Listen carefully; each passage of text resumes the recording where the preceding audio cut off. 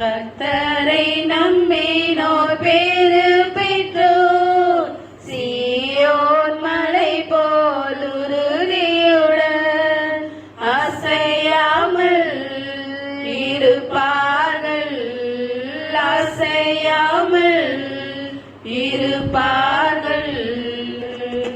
எருசலேம் நகர் மலைகளால் எப்பொழுது சூழ்ந்து இருப்பது போல், எருசலேம் நகர் மலைகளால் எப்பொழுது சூழ்ந்து இருப்பது போல், இப்பொழுதும் எப்பொழுதும் கர்த்தர் நம்மை சூழ்ந்து சூழ்ந்து காத்திடுவார்.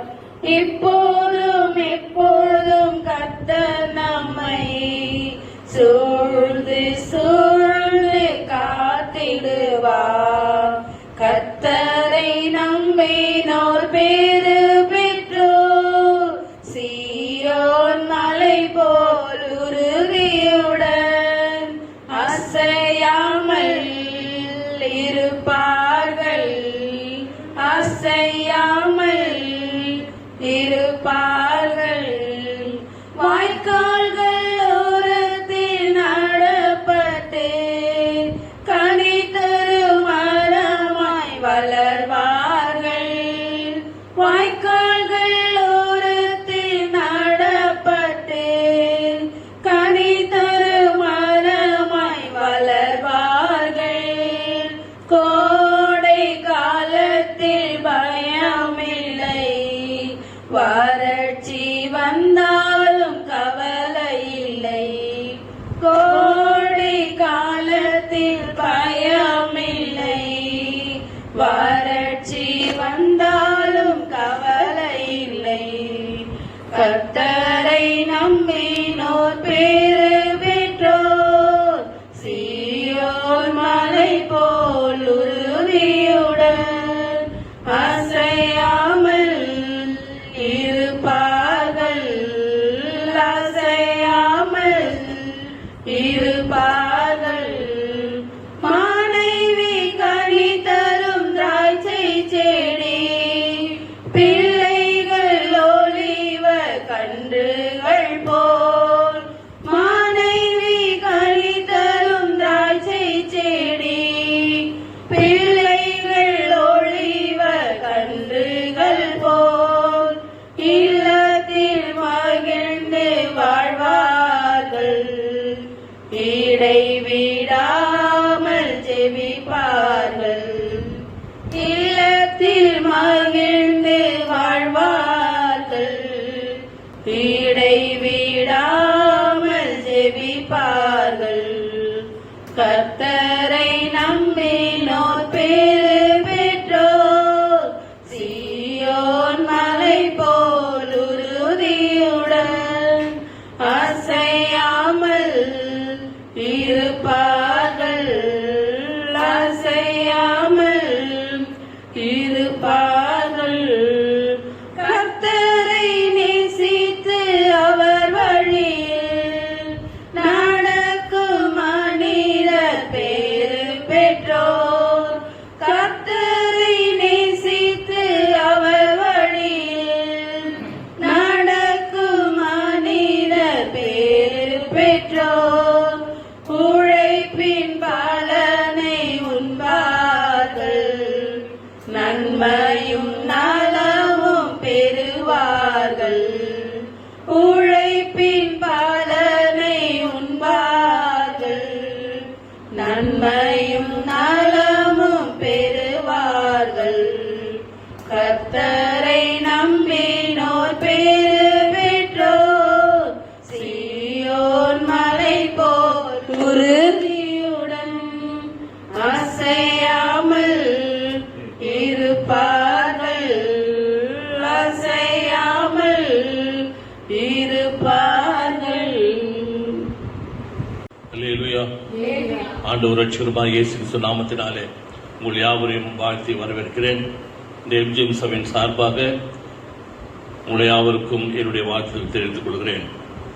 இந்த 8ஆம் மாதத்தின் கடைசி ஆராதனை நாளிலே தேவன் உங்களை யாவரையும் ஆசீர்வதித்து காக்கும்படியாக நாம் கர்த்தரை நோக்கி செபிப்போம்.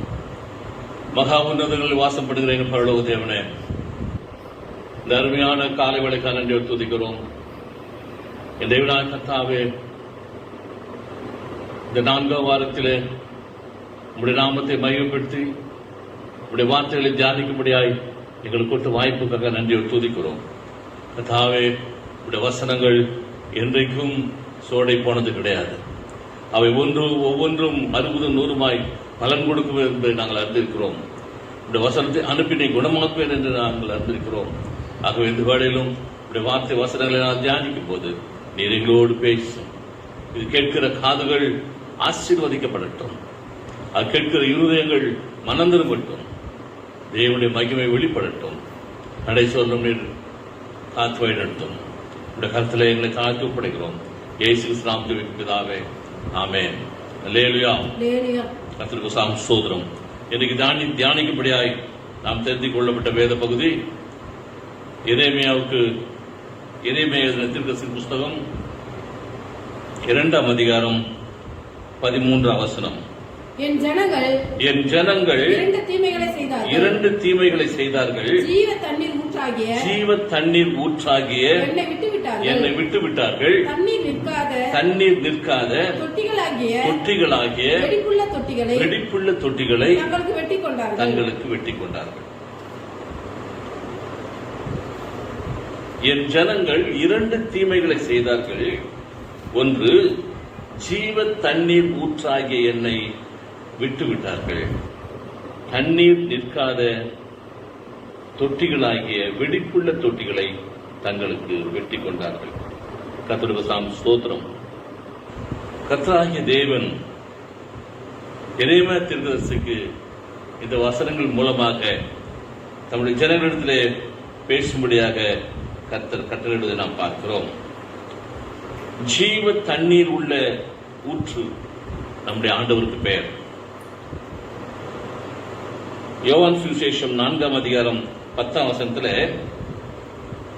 அவர் உனக்கு ஜீவ தண்ணீரை கொடுப்பார். இயேசு அவளுக்கு பிரதியுத்தரமாக நீ தேவனுடைய ஈவையும் தாகத்துக்கு தா என்று உன்னிடத்தில் கேட்கிறவர் இன்னார் என்பதையும் நீ அறிந்தாயானால் நீயே அவரிடத்தில் கேட்டிருப்பாய்.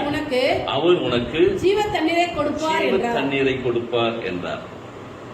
ஆகவே இயேசு கிறிஸ்து அந்த சமாரிய பெண்ணிடம் பேசுகிறார். உன்னிடத்தில் தண்ணீர் கேட்கிறவர் யார் என்று நீ அறிந்தாயானால் அவரிடத்திலேயே நீ தாகத்துக்கு தண்ணீர் தா என்று கேட்டிருக்கலாம். அதுவும் அல்லாமல் அவர் உனக்கு ஜீவ தண்ணீரை கொடுப்பார். 13ஆம் வசனத்துல இயேசு அவளுக்கு பிரதியுத்தரமாக இந்த தண்ணீரை குடிக்கிறவனுக்கு மறுபடியும் தாகம் உண்டாகும். நான் கொடுக்கும் தண்ணீரை குடிக்கிறவனுக்கோ ஒரு காலமும் தாகம் உண்டாகாது. நான் அவனுக்கு கொடுக்கும் தண்ணீர் அவனுக்குள்ளே நித்திய ஜீவ காலமாய் ஊறுகிற நீரூற்றாய் இருக்கும் என்றார். கர்த்தருக்கு ஸ்தோத்திரம். ஆகவே ஜீவ தண்ணீரை கொடுக்கக்கூடிய